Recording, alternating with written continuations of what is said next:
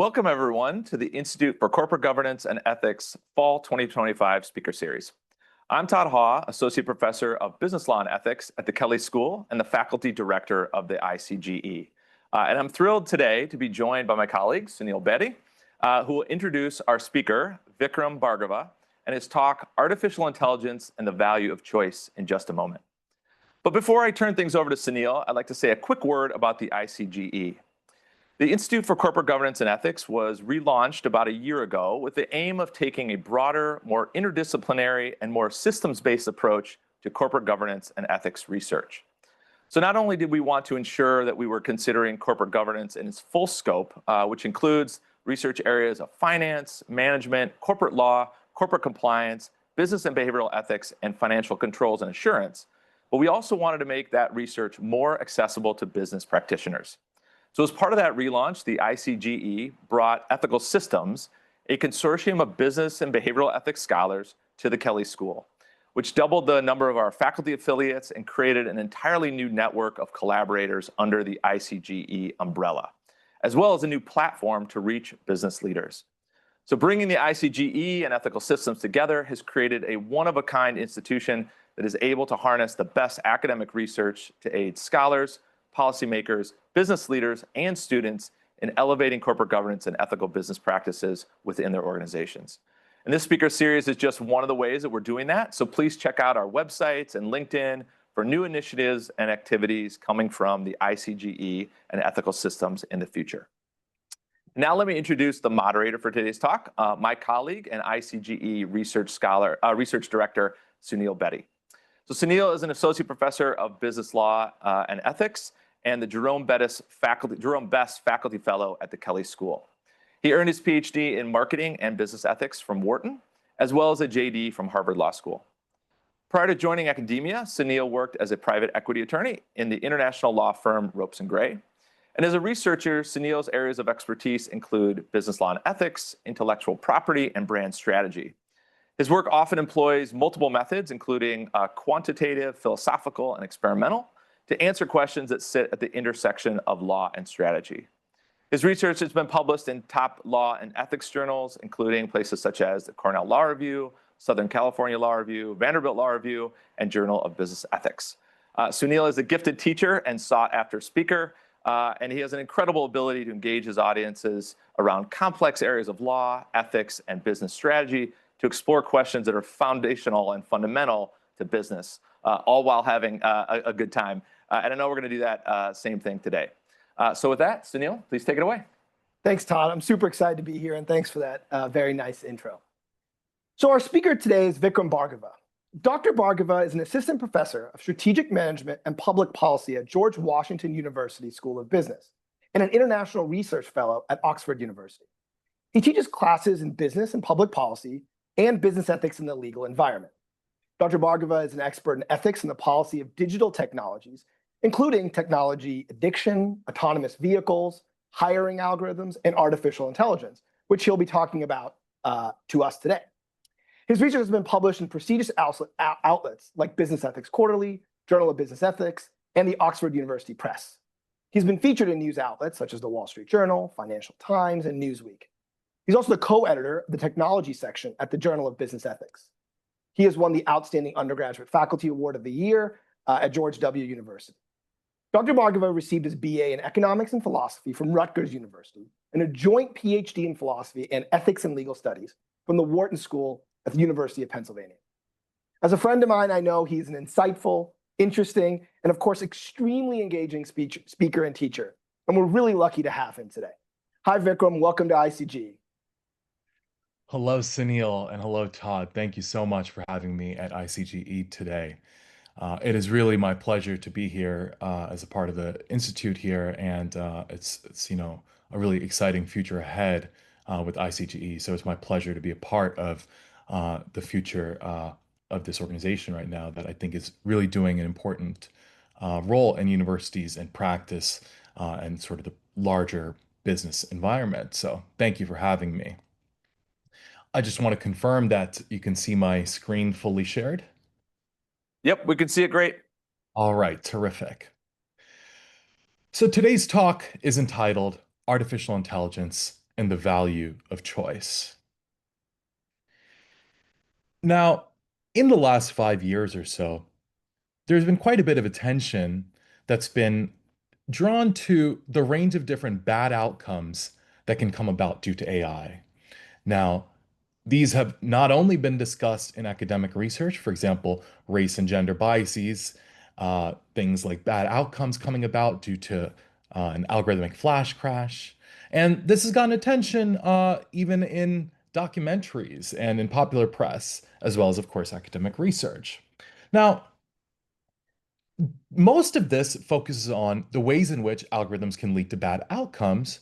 However, there's now billions of dollars that are pouring into trying to improve these outcomes. So perhaps some of these bad outcomes might be engineered away. So the question, the broader project that I'm undertaking, and the question that I'm interested in is, suppose these bad outcomes, the various different biases, the bad outcomes that might come about due to AI algorithms, are ultimately engineered away. Are there any ethical concerns that remain? That is, even if after these billions of dollars are poured into addressing some of these bad outcomes, are there nevertheless some ethical concerns that persist with our using algorithms in the workplace? And that's the broader question that I'm interested in exploring and what I'll discuss today. And I'm going to explore it in the context of hiring algorithms. And I explore this by starting with this question of why is it that we conduct interviews with one another? Now, interviews, if we were to ask, let's say, a manager why we conduct interviews, the answer is something like, well, we need to be able to predict whether a given candidate is going to meet our job's needs. We're going to predict their performance and fit, broadly construed, both with respect to this kind of tasks that they're undertaking, as well as more broad cultural factors. For example, the extent to which they sort of fit into our organizational ethos, so to speak. Now, this is also the textbook answer. If you were to look at HR textbooks for why it is that organizations conduct interviews, the answer is typically, well, to be able to predict performance and fit. Now, interviews are uncontroversially extremely costly and extremely time consuming. And that's why this justification is offered of why they conduct interviews despite these enormous costs associated with the process. The textbook answer is to predict performance and fit in relation to the job requirements. Now, this, what I call the traditional view of interviewing, I suggest highlights something where the question of why conduct interviews is more difficult than it first seems. And this is because this traditional view of interviewing that we see both in practice as well as in HR scholarship faces two threats. The first is what I call the behavioral threat, and the second is what I call the algorithmic threat. So, in other words, this traditional view of interviewing, that is, that interviewing is for predicting performance and fit, faces two challenges, the behavioral challenge and the algorithmic challenge. And I'll say a little bit more about each of these. So, the behavioral threat is that there's this large body of psychological evidence that suggests that we are not good at predicting performance and fit. Notably, we often think we're good at predicting performance and fit. We feel like, well, if I can interview this person, I'm going to be able to pick up on these subtle human cues that's going to give me a hint of whether this person is going to be good. And this is true even of experts. For example, professors often think that they're going to be able to identify the next hotshot professor, but they can't. This is true even with doctors who think that they might be able to identify, well, who's going to be the next hyper successful surgeon, for example. And they think that interviewing is going to allow them to pick up on these sort of subtle cues. And they think that they're going to be able to do it, but they can't. Now, while there's a whole lot of controversy in many areas of academia, this is one of the areas that's it's fairly uncontroversial that we are not especially good at predicting performance and fit, despite us thinking that we are able to do this. So we're not good at it. Now, you might say, well, what's the alternative? We need to find candidates after all. And well, there is an alternative to us interviewing people. And this alternative is precisely algorithms. Algorithms already have a superior track record of predicting fit than humans, even expert humans in many domains. So as algorithms continue to improve in this realm, they may very well be able to predict performance and fit better than us in many domains they're already able to. And they're also beginning to be adopted more widely in hiring domains as well. Okay, So this, I suggest, presents what I call the interview puzzle. So with a colleague, Purya Asadi, we craft this puzzle to highlight a challenge for this traditional view of interviewing. And it goes something like this. Well, if the traditional view is the whole story, that is, if interviews just are for predicting performance and fit, then it seems the practice is left on feeble grounds. Not only is it extremely costly, but we're also bad at it, and we may have better alternatives. If the traditional view is correct, interviews seem at best an archaic HR practice, or at worst, blatant wastefulness sustained by irrational managerial overconfidence. Now, I'm going to suggest that we should abandon interviews if they are solely about predicting performance and fit, as a traditional view posits. However, interviews are not just about predicting performance and fit, and this is what I'm going to try to argue for here in this talk. Interviews can implicate overlooked ethical values and thus can be worth preserving despite the behavioral and algorithmic threats. In other words, even though these threats do threaten the traditional view of interviewing, there are a broader set of ethical values that are implicated in the choice of us being able to choose with whom we work that remain unscathed by the behavioral and algorithmic threats. Interviews can be vindicated once we see that there are additional values implicated in the practice of interviewing beyond predicting performance and fit. And to make this argument, I build on the Harvard philosopher T.M. Scanlon's account of what he calls the value of choice. In this account, he says that while people often have good reason to want what happens in their lives to depend on the choices they make, that is, on how they respond when presented with alternatives. And Scanlon argues that there are three different kinds of value that are created when we make a choice. I'll briefly illustrate what these types of values are. The first is the instrumental value of choice. So instrumental value is created when my making the choice makes it more likely that an outcome I want comes about or is satisfied. So for example, I'm currently in Tokyo, and when I went to dinner today, my choosing what I wanted to get makes it more likely that whatever food I get is going to satisfy my taste preferences. Similarly, if I'm going to buy a car, my being able to choose the color of the car rather than the dealership sort of using a random color generator makes it more likely that the car ends up looking like the way I like it to. So instrumental value is created in a choice when that choice makes it more likely, that is, it's instrumental toward furthering some end that we want. Now, this is not the only kind of value that's created through a choice. There are also non-instrumental values created through a choice. And one example of this is representative value. Now, representative value is exemplified, for example, where suppose I were to buy my girlfriend a gift. Now, instead of doing this, I say, well, look, let me just give you the money and you buy yourself something. Now, if I were to give my girlfriend the money and she buys herself something, she might be able to better satisfy her preferences.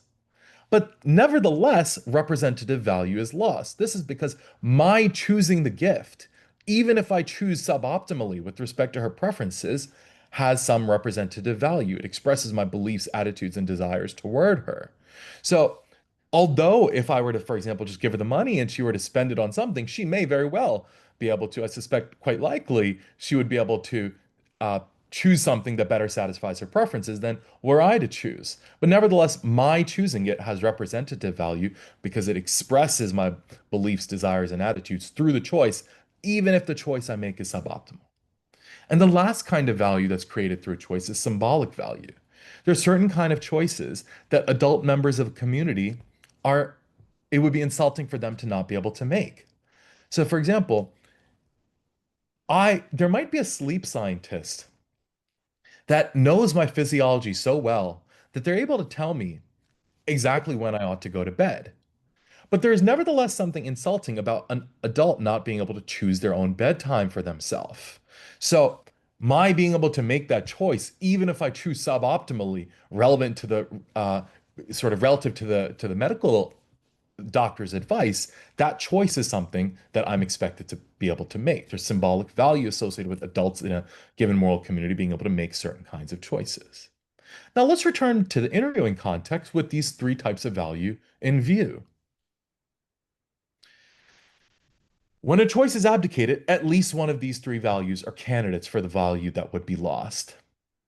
So back to the interviewing context, the instrumental value of choice goes something like this. Well, us choosing who we want to work with makes it more likely that we find a candidate that fits the job's needs, the role and what we're looking for broadly construed. However, the instrumental value is precisely what the traditional view of interviewing focuses on, and the instrumental value is also what is threatened by the behavioral threat and the algorithmic threat. But there are these two broader kinds of value that remain, that are non-instrumental values associated with the choice. Choosing our colleagues may be a way to see features of ourselves manifested in actions and their results. That is, just envision you're sort of recently hired by an organization and you ask your colleagues, your team, while you're at lunch in that first week, well, why did you choose me? And they say, well, I'm not sure, the algorithm told us to. It seems like something is lost. You were hardly chosen. They just sort of deferred their judgment to the algorithm. In other cases, there might be some symbolic value associated with the choice of being able to choose with whom we work. So in certain industries, being able to come back to one's alma mater and recruit from one's alma mater, there's a certain prestige associated with that choice. There's a certain symbolic value associated with making that choice, even if it's suboptimal relative to being able to predict performance and fit.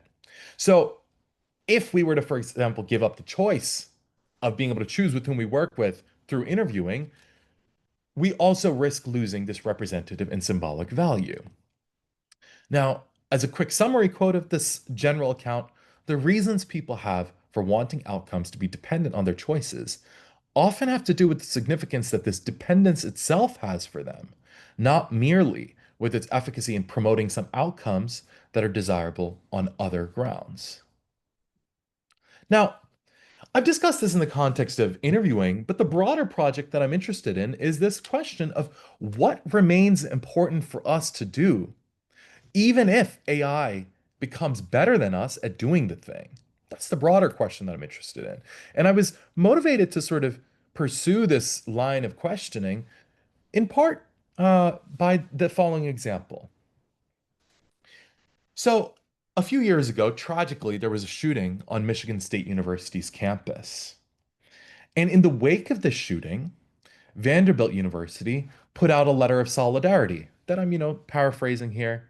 They express their condolences. They articulate that we need to stand together. We shouldn't have division in these times. And they generally, express how much of a tragic event it is, and it's important enough for us to be caring in these times toward one another. And this note that they offered in the wake of this shooting, this deeply kind and compassionate note, there's something that's circled in purple there that they forgot to delete, namely that the note was paraphrased using ChatGPT.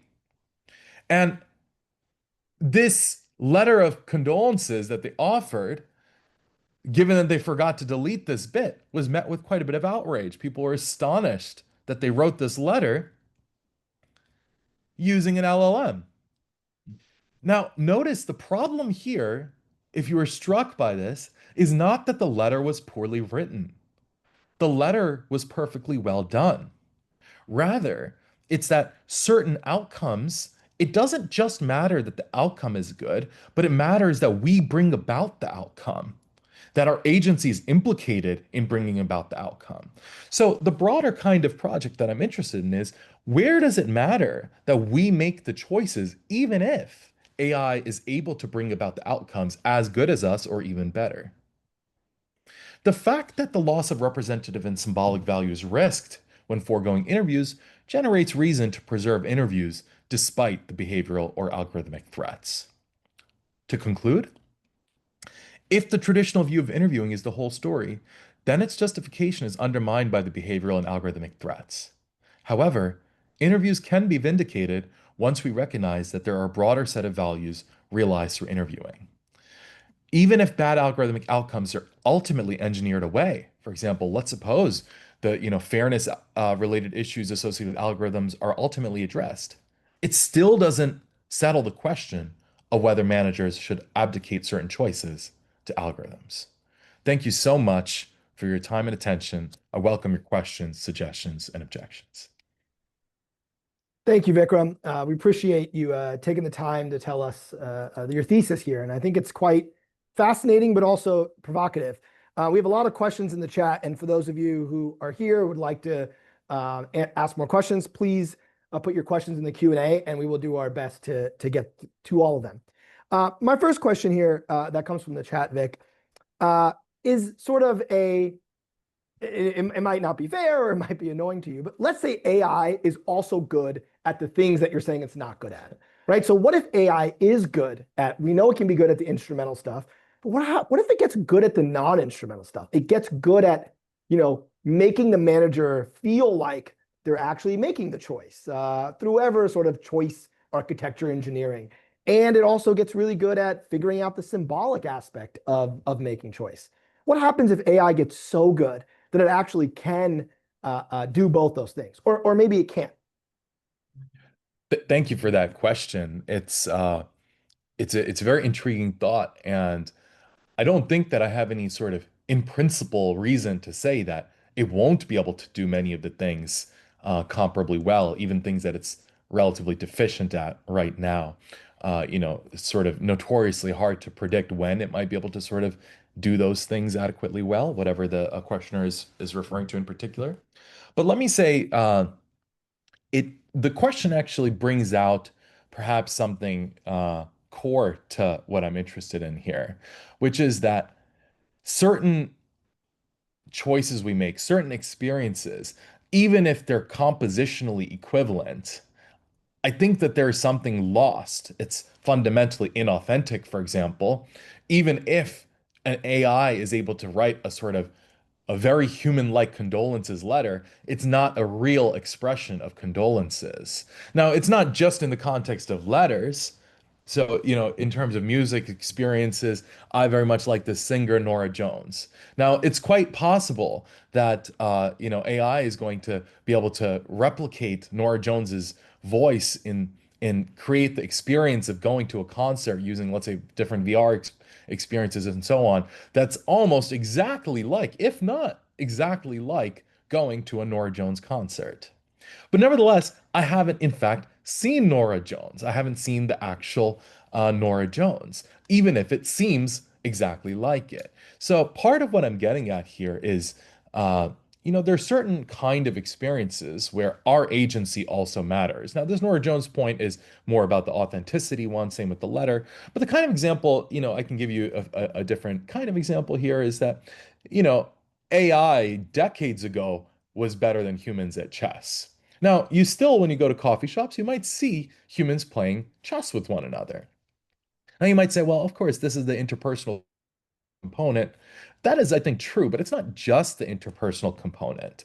So if we were to go to a coffee shop with our chess sets and we were to ask AI to make the moves for us, it seems like something is lost there. We are not, in fact, playing chess. We're just, even if we're doing a worse job than had AI told us which moves to make, it's not us playing chess, it's it playing chess. So basically, what I'm trying to characterize here is that there's certain things that the question that I'm interested in at the broadest level, and one I think that is important for us to confront, although there's this range of important work being done in AI ethics about all these bad outcomes, given the sheer amount of resources that are going into attempting to address some of these bad outcomes, the questions that I think are really going to be critical that we'll face is, well, what is important for us to continue to do, even if AI is better than us at it? Yeah, that makes sense. Thank you, Vikram. I appreciate it. Here's another question. So if it turns out that AI is not good at sort of maybe some of these non-instrumental values that you say we ought to sort of promote, what is it good at least in the interviewing context? If a manager is like, all right, I guess I should just throw out AI, that can't be right, right? AI is efficient. AI is being used. So in what ways is it useful such that it doesn't infringe upon these non-instrumental values? How would a manager use AI effectively in your account?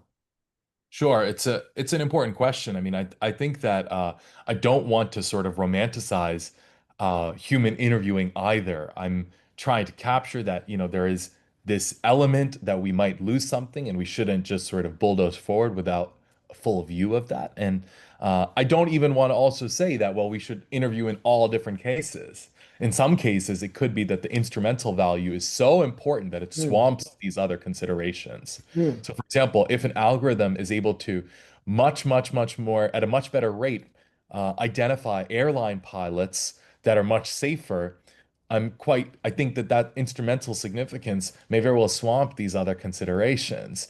So there's certain kinds of roles where it might be more suitable, where interviews continue to matter, and I'm happy to discuss that further.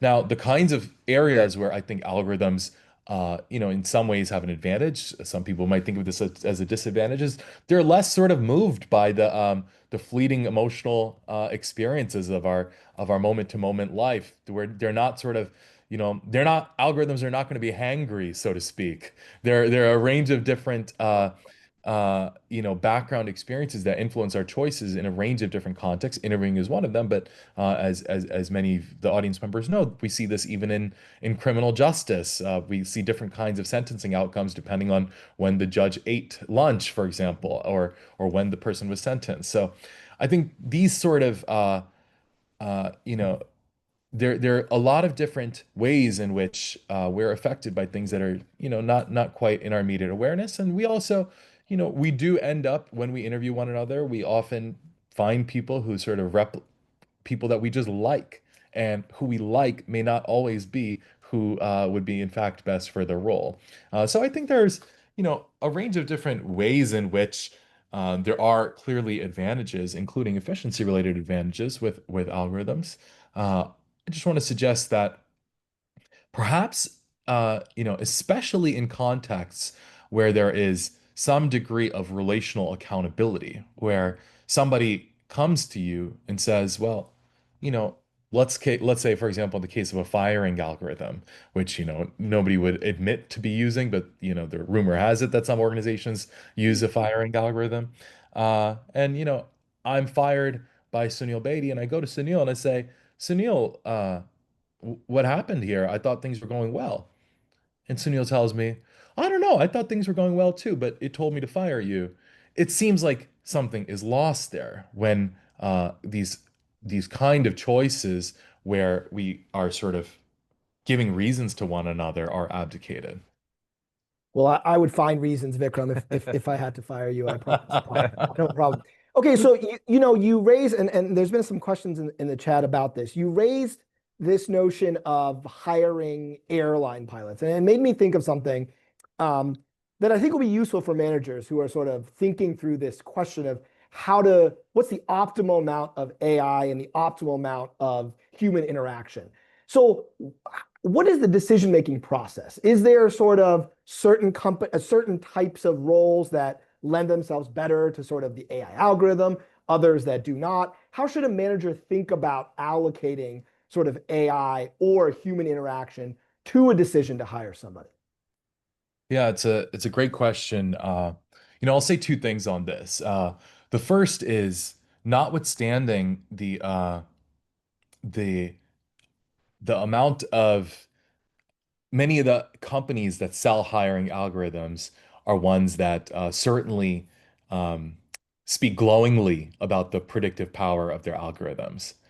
I think that there is significantly more research that is required to see the extent to which this is in fact the case, and research that's done by independent organizations where they have the relevant kind of data to be able to make that judgment decisively. But assuming that these hiring algorithms are in fact superior to us being able to make these choices, I think that there is a problem that is sometimes overlooked that I'll highlight.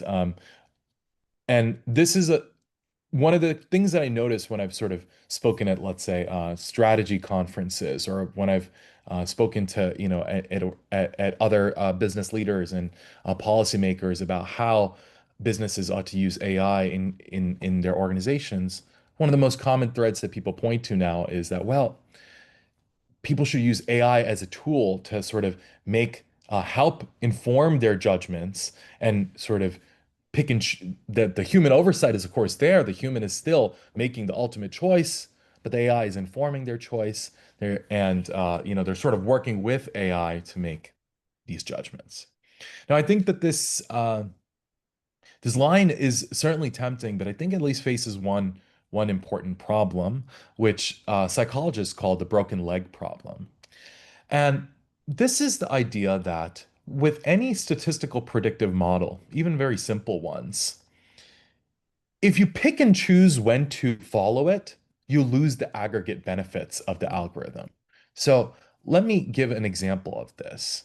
So it's called the broken leg problem because if we come up with a very simple predictive rule that tries to predict when the professor is going to go to the movie theater, and suppose this predictive algorithm, the output is it's Thursday, the professor is going to go to the movie theater.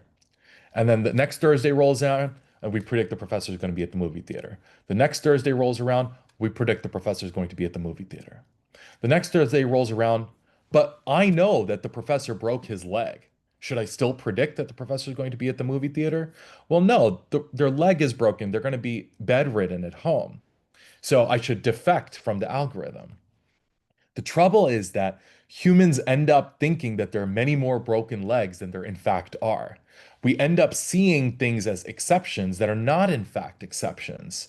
So you see this even with surgical decision assistance systems. So for example, if a surgeon is being given certain advice by an algorithm, and the surgeon sees, well, look, this is clearly wrong. I'm going to override this advice. I certainly would want my surgeon to do that, it seems. But the trouble is that the surgeon ends up seeing more things that are exceptional than in fact is the case. So to get the aggregate benefits of the algorithms, you can't pick and choose when you use it. And this I think presents a significant problem that I haven't heard an especially satisfactory response to, because to get the aggregate predictive power of the hiring algorithms, if you are deciding when to follow and when not to follow its judgments, you're overriding the sort of predictive power of the algorithm. So I'm not sure, perhaps there is a satisfactory response that I'm not aware of, but this I think is a challenge to this sort of hopeful idea that, well, we can sort of mix and match and get the best of both worlds. That's helpful. Thank you. Okay, so I want to not pushback is not the right word, but I want to sort of pin you down a little bit more on sort of descriptively, can you give me a sort of set of job descriptions you think that would be important to take into consideration these non-instrumental values? And maybe that's unfair to put you on the spot, but that's what we do here at ICGE. And so can you just give me, you gave me one, right? So you gave me this notion of airline pilots, which makes sense. And maybe surgeons might be one of them. I would imagine a lot of jobs where human life is at stake. But what about other jobs where human life isn't at stake? So maybe a computer programmer. Ironically, is that something we could just use AI and just look at the instrumental value? Or are there other considerations, you think? Yeah, it's a good question. I don't have a sort of exhaustive account that can kind of neatly taxonomize this, but let me say a little bit. So, you know, at least in Western societies, this is going to be sort of culturally contingent, of course, our ability to choose our friends really is something that, well, it could be an algorithm tells you who you should be friends with, but there's something important to us being able to choose our friends. This is true even with our romantic partners. Many of us choose romantic partners suboptimally. This is something that is sort of widespread, but nevertheless, choosing one's romantic partner is something that is important for many. Now, our workplace relationships are not trivial. They are an important source of community. They have significant effects in terms of mental health. And they, of course, are important for a range of different workplace performance related outcomes as well. Now, I suspect the kind of realms in which these non-instrumental values are probably going to take on heightened significance are those realms precisely where the kind of relationships where they are not just, a sort of one specific task, but a broad range of tasks that are much more relational in the orientation of the work, both in terms of their colleagues, their immediate colleagues in their organizations, as well as relational externally. So I suspect that in the kinds of jobs, many sort of corporate jobs where it's not, a narrowly defined set of tasks, but a much broader, expansive set of tasks, largely involving relationships. These are the kinds of realms where I think that the non-instrumental considerations will continue to be important. And of course, there may be some kind of tasks which are just so narrowly defined in terms of their tasks that the instrumental value is sort of obviously swamps the other considerations.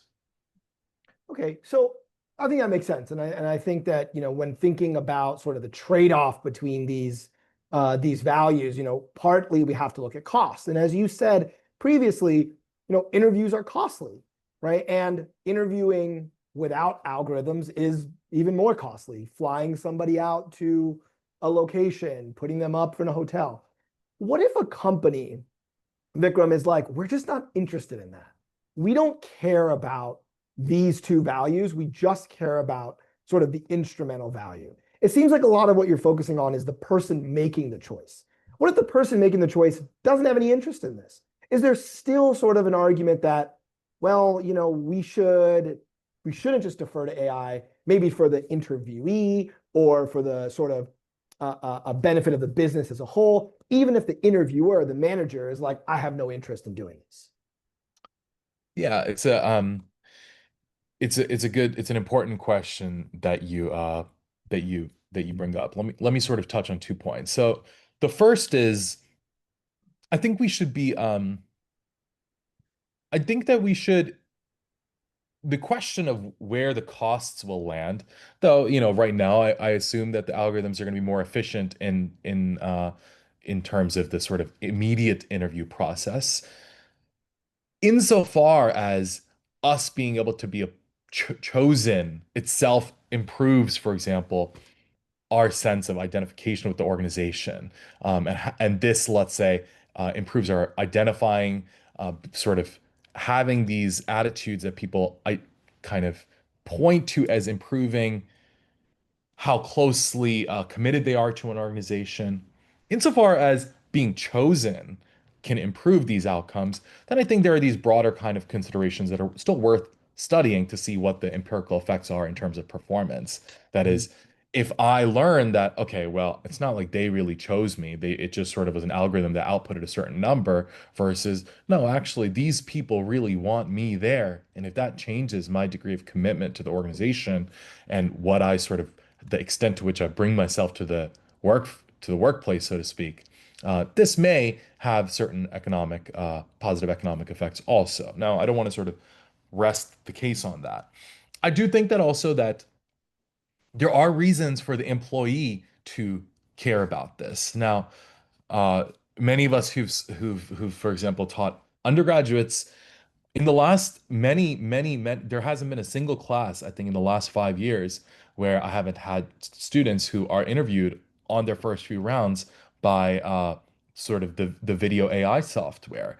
And many sort of faculty members at universities are often surprised by this and often don't know that this is happening.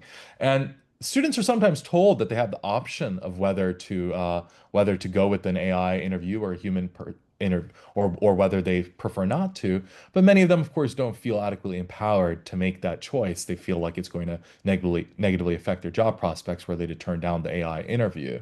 Now, they currently report, and this is just anecdotal, that it's quite an awkward, uncomfortable process for them, that they're sort of speaking into this screen, being evaluated by this AI algorithm. They're not quite sure what's going on behind the scenes, so to speak. And indeed, the creators of the algorithms, as is now well known, the algorithms are often opaque, and they themselves may not be aware of precisely what sort of parameters are being used to evaluate candidates. The last thing that I'll mention on this front, in terms of the candidate side of things, because you're quite right that interviews are also extremely costly and onerous for the candidates. I just didn't focus on that in this particular talk, is that it may have some implications for the justification for the broader practice that we have in the United States of the presumption of employment at will. Now, the employment at will presumption, as many of the audience members undoubtedly know, is that employers can fire an employee for good reason, bad reason, or no reason at all. But similarly, employees can quit for good reason, bad reason, or no reason at all. And this practice is thought to be, at least in part, justified by the fact that, well, look, these are two informed, consenting adult parties. Let them decide whether they want to enter this. However, to the extent that only AI is used in hiring, it renders this initial decision starkly asymmetric in terms of how much the candidate is able to learn about the firm when they're entering this relationship. If they are not able to learn at all about what the firm is like, what the people are like, et cetera, and they're just sort of fed an algorithmic output, and the firm's algorithms, however, are able to learn a whole lot about the candidate, they're no longer on even remotely on a par informational footing, and it's not clear that certainly the candidates are able to enter this relationship as an informed choice. So let me ask you this, and this is sort of a broader. I want to go broader, and then we'll go narrower again. If we're thinking about technology and how technology influences hiring at large, not just interviewing, but whether it's sifting through resumes or whatever it may be. Do you view that, or do you view that it's an important to sort of think about for a manager the various sort of technological changes that have happened? So here's a couple of technological changes. Be curious to hear what your thoughts on those are. One is most of what we do now is Zoom. That's what you're not here, you're in Tokyo. That changes things, I imagine, right? You're not here, I maybe can't read your body language as much. A manager can't sort of figure out what someone's doing. Maybe, people don't even wear pants when they do interviews, right? They're just in pajamas because it's only chest up or whatever it may be. So that's one thing. The fact that we aren't interviewing in person, does that have a sort of a wrinkle for your account? And the second thing is, and I think a lot of students do this, I see this on TikTok. I'll out myself as someone who watches TikTok a lot, but students are putting in questions in ChatGPT during interviews, right? So then the responder isn't even really giving themselves, right? They are also using AI. So how do these two uses of technology sort of interact with your account of how we ought to be doing interviews? Yeah, it's a good and it's sort of it provides a helpful moment to sort of look back on some of the changes and look to the future. So let me actually look to the sort of future. I came across this recent comic strip, and in this comic strip there is there's a there's a person telling his wife, "Look, I can just type in these three lines, and it could turn it into a three-paragraph email." That's on one side. On the other side of the comic, there's this person telling his wife, "Look, I could take this three-paragraph email and turn it into three lines for me to read." Now, at some point, I think we sort of need to wrestle with the question of what is the point of us doing this if neither party is in fact, uh, you know, fully engaging with one another. And I think that you're quite right that we do need a more granular account of the kinds of things that that that that let's say are that it makes sense to automate, or the kinds of things that technological advances don't, for example, corrupt important values. And this is in some ways what I'm trying to call for, which is a little bit more granularity. So to give you an example, I grew up in the generation where I did not need to memorize square root tables. I'm delighted that I did not need to memorize square root tables. And there are many different things that I'm thrilled were automated. And there are things that, I sort of come to this talk with some degree of nervousness because I recognize that there are many different kinds of technologies that we on the front end might have had some aversion to that we have quickly come to adopt and be comfortable with. For example, uh, people used to be nervous to get on elevators if there wasn't an elevator operator to press the button or pull the lever on their behalf. And of course, now, you'll see 3-year-olds run into an elevator and press the button comfortably. So I think you raise an important point here. And what I would say is, I think that there are certain choices where even though we are already doing the thing, it's not clear to me that we haven't lost something. So we, for example, may very well now only text our closest friends and never speak to them on the phone, or perhaps never even see them in real life. Now, this, of course, is expedient in many ways, but perhaps we have lost something there, even though this is something that we are now doing. Now, I think the Zoom question is interesting because in a lot of ways, of course, it's sort of, it's a source of live debate. And indeed, we are on Zoom right now and it's facilitated by it. And it allows for a range of different, benefits, including these kind of, international conversations. But there is a reason, I think, at least, that some organizations are finding that they want their employees to be in person, at least in part. Of course, many people push back on this. And I think that I would want to sort of extrapolate past the employment context. Something that we're getting at here is more generally human in terms of our relationships, our friendships, our romances, our marriages. We wouldn't be okay, I think, with doing them exclusively through a Zoom mode. Why is that? And that is in some ways, I think, important for us to face, even though, of course, that's not the world that we're currently living in, where all of our relationships are, for example, through VR goggles.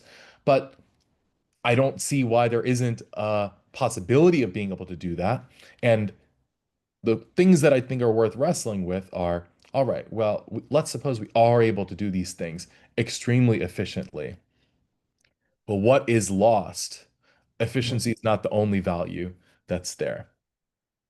Yeah, I think that makes sense. I think so the way you characterize at the end, efficiency is not sort of the only thing. I see two other sort of, values, not in the sense of as you talk about the interview values, but we've had a couple questions about agency, that there is something valuable about human agency, which I think is what you're getting at. And then sort of what you were talking about at the end there was maybe there's something valuable about human interaction, right? And I wonder, do you view these things as different, agency versus interaction? And do you view them as sort of equivalent? I guess if they're different, are they equivalent in terms of value? Or are they sort of tied together? This notion of, well, it's a human that made the choice, so the human that went through the interaction of doing it. And there's actually a non sort of Zoom, non-computer interaction. We are face to face. Do you view those sort of as different, the same? How do they play into sort of how we interact with AI and interact with technology? Great. Yeah, I'm excited to hear that question, in part because I think that agency really is the crux of the matter. And I think it is somewhat different from mere interaction. To return to the sort of chess example, if we're sitting at a coffee shop, letting the AI tell us what to move, what pieces to move, there is a human interaction there. But our agency isn't the thing that is deciding what choices to make there. So I think in a lot of ways, the key issue is what remains important for us, for our agency to be implicated in bringing about the outcome, not just the outcome. So thank you. I think that's quite perceptive and apt. Good. Thank you to the person who asked the question. Unfortunately, it wasn't me, Vikram. I wasn't insightful enough to do that. Okay, let me ask you this. Let's go a little bit more granular, and then we'll come back out to help you conclude in a little bit. So the non-instrumental values that you talk about, and let's not just talk about in terms of hiring, or just in general, right? There are non-instrumental values. We want to, as you've said, agency is important. Also, interactions are important. But you started off the talk by telling us that we get it wrong a lot, right? When managers make decisions, whether those decisions of hiring, firing, promoting, we get it wrong. We have biases. My colleague here, Todd, is very, very well sort of situated in those behavioral ethics biases that we face. So it seems like what you're saying, if let's see, I'm going to be a little bit cold about it, is who cares that you're really bad at doing this? Just do it anyways because it's important to do it. Is that a fair, I mean, maybe it's not a fair characterization, but how would you respond to that if someone's like, but I'm bad at it? So if I'm bad at it and I know people are bad at it, the research has said we're bad at it, why are you telling me that I should be doing it? Yeah, it's an important challenge. Let me say first that I I certainly don't I don't mean to sort of imply that it's worth endorsing the biases that infect our hiring judgments. Of course, that's not the case. Uh, I also what I would want to characterize is basically that many of our relationships with one another have these rough edges. And part of relating with one another may very well be these rough edges as a sort of consequence, as a sort of it's not like we're aiming at the roughness of the edges in our interpersonal relationship with one another, but perhaps that is just what it is to have human relationships with one another. That even in our friendship realms, in our romantic realms, that if we were to have utterly unimpeachable, just flawless interactions, that certainly doesn't seem like a relationship that any of us recognize. And these are the relationships that we value most deeply. Efficiency seems decidedly the wrong type of lens when viewing friendship or romantic relationships. If you're sort of thinking of, okay, well, what's a more efficient way to have this romantic or friendship interaction? In some ways, you're not experiencing the friendship or the romance in the relevant kind of sense. Uh, so I think that efficiency is an important consideration, and I think that to the extent that we are able to sort of, I would strongly endorse, the if there's research that is going to be able to help us mitigate these judgments, these sort of biases in our choices that we make with one another, I certainly think those are important to undertake. I think that there is some research that I recall, though Todd might be able to correct me on this, that mere sometimes awareness of our biases makes us more prone to those Hmm. acting on those biases as well. So I'm not quite sure how to navigate that hiccup as well. But this is all to say, I think that these biases are real concerns, especially when they are sort of institutionalized, and I think that they are certainly worth trying to address. But like in many realms of interpersonal relationships, there is a sort of plurality of different values at stake, and there is some judgment that's involved in thinking about, what else might we lose in our attempt to sort of uh, rid our relationships entirely Hmm. of their rough Hmm. edges. Okay, so let me give you one more question, and then maybe I'll give you a chance to sort of sum up exactly what sort of you want a manager or any of a practitioner to sort of take away. So here's a question. I think it's a little more broad, and it really brings up on what you said. You kind of said that you did say that we have these rough edges in our relationships, and one way maybe you could think about AI is that AI and technology is sort of smoothing this out. And it seems like what you're saying is we ought to sort of take sort of stock of some of this friction because some of this friction is good. So let's say I buy your account. I'm a manager, I buy the account, and I'm like, okay, I get it. This is important. But how do I convince others, right? They may not read your paper. They may not be deeply engaged in Scanlon, although I think it's very compelling. What is a way that me as a manager or me as a person can sort of get others to see that, listen, smoothing out these rough edges isn't all what is important.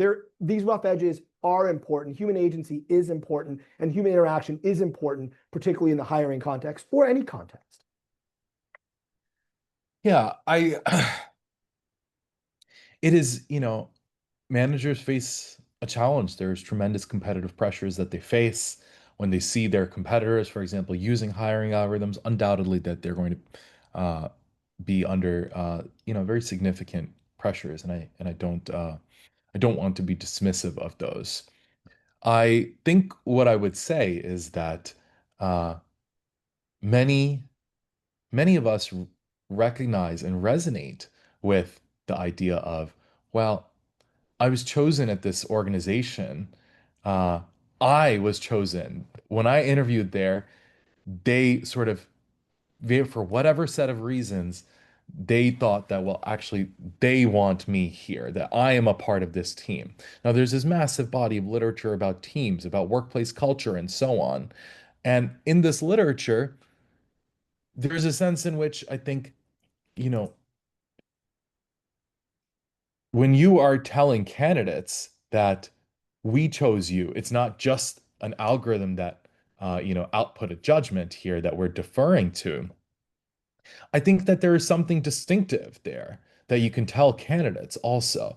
Now, I don't know, it's an open empirical question, the extent to which this gives them an economic edge, but I suspect that there are going to be some people, at least, and some sizable amount of people who want to be in organizations where they were picked and not just organizations where, a certain algorithm output a number, an opaque algorithm. They're not exactly sure why they were picked. The firm doesn't know exactly why they were picked, and they're a part of this organization. They don't know if the people that they're working with, in fact, like them or saw promise in them. And I think that many of us value at least having some sense of the people we're working with wanted us there and chose us to be there. And I think that on the other hand, also, I think that there's uh, returning to the point about the candidates, I think there's something to be able to on the candidate side to be able to be attracted to organizations where they know that, well, hey, I can come into this organization and interact with a person and affect their judgment and not just, for example, be subject to a sort of a set of predictive cues. And I think that that might be something that is a selling point, so to speak. But of course, that requires much more empirical research to make that case decisively. Sure. Well, I'll rest assured, Vikram, you were not chosen by an AI. We chose you, and we really appreciate the sort of time you've taken. If you want to take 30 seconds and just sort of recap the conversation or recap what you'd like people to take away from this talk, this would be the time. Sure. There's now a lot of attention in AI ethics in the popular press about the various different bad outcomes that can come about due to AI, biases of various different sort, uh, really surprising, overlooked bad outcomes that can come about when the algorithms go awry. Now, there's also billions of dollars that are pouring into improving these technologies, and many of these problems may very well be addressed, perhaps in the near future, if not the near future, at some point soon. Now, when we address some of these bad outcomes, we still face the question of, well, should we use the algorithm? And I suggest that in some cases, this issue uh, of should we use the algorithm, there may be some cases that even if the algorithm is better than us, and even if the algorithm doesn't lead to various different biases, there may nevertheless be something important that's lost were we to abdicate that choice to an algorithm. So more Wonderful. succinctly, I think that even if there are engineering solutions to a lot of the problems, some choices will remain important for managers to do. Thank you very much. Great. Thank you, Vikram. Thank you, Sunil. It was a great discussion, a really timely one. Obviously, as you know, every company that we're in, that you hear about, and institutions of higher learning as well, are really headlong diving into AI and really trying to understand kind of the contours of not only what those guardrails should be, but how managers should think about them. So we appreciate your time. Thank you so much. Thanks for everyone listening today.